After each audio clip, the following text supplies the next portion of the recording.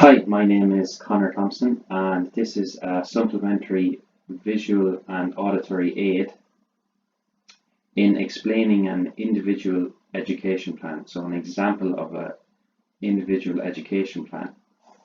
So I will discuss some of the core elements and components of an individual education plan, but also the process involved in implementing and developing an individual education plan with a student. So here we have on the front page, we have some general information relating to the student. So we have their name, address, date of birth, for instance, but we also have some important information relating to the IEP itself. So we have the program or the IEP coordinator.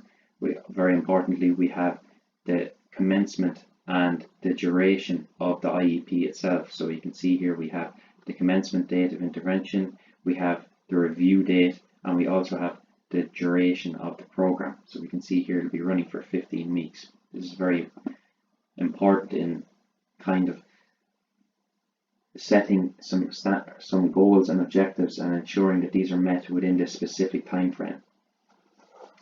And then here we have a special educational timetable. So we can see we have a dedicated timetable to show which slots or which kind of supports the students will be using, who will be implementing the support, and also the model and the focus of the support elements or the individual slots.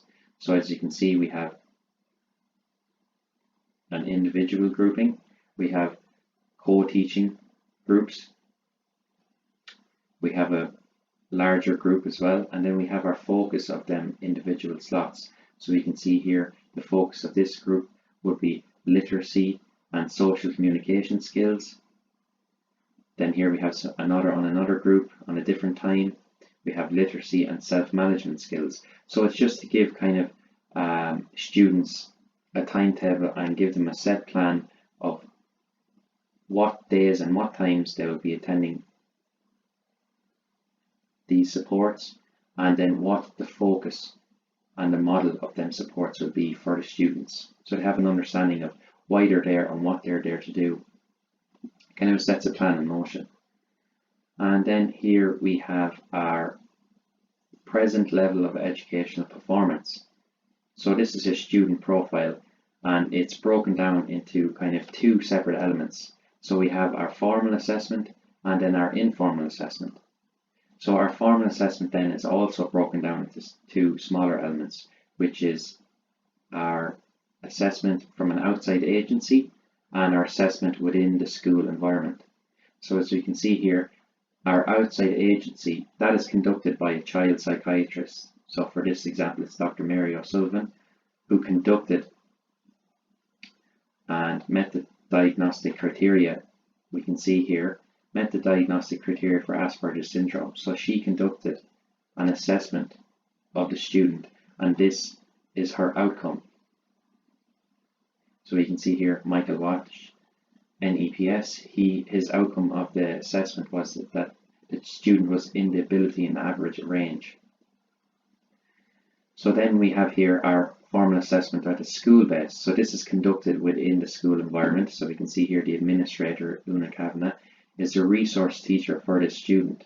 And then they have listed here the set of outcomes from that school based assessment. And then our informal assessment, which is a separate kind of element to our formal assessment. Our informal assessment basically is any observations made from the student themselves, their parents, and also the teachers.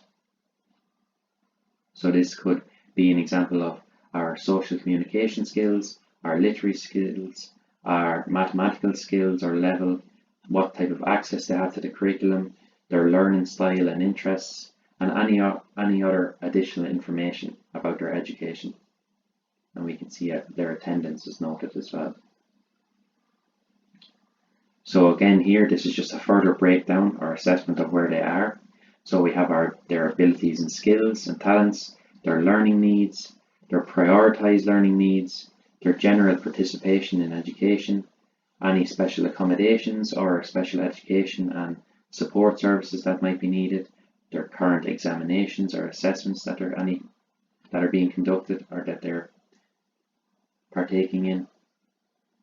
And we also have, very importantly, any actions that need to be taken before the implementation of the IEP itself.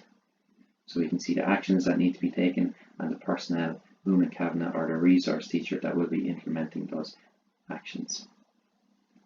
So now we have very importantly, we have our targets or our goals and objectives.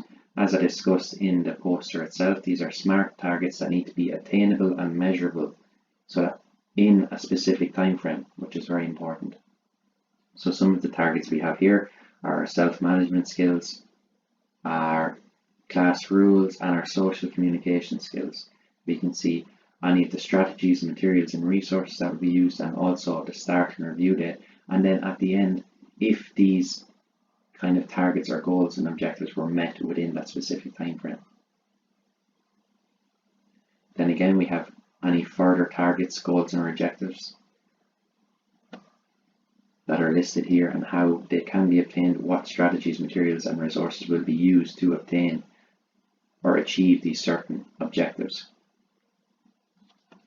So as we can see, it's a fairly comprehensive kind of breakdown of where the students are at, how they can get to where they need to be, and if them goals are achievable, and what resources and strategies should be implemented to kind of achieve these goals or objectives. So you can see there's a lot of organization and planning, there's a lot of task initiation, a lot of self-monitoring, and there's also some self-reflection from the student themselves. And there's lots of critical thinking here. So there's a very comprehensive kind of breakdown of where the student is, where they need to be, and kind of all of the necessary components to get them from where they need to be, from where they are to where they need to be, and everything that can be used to help them get there. So that's just a breakdown of an example individual education plan. Thank you very much.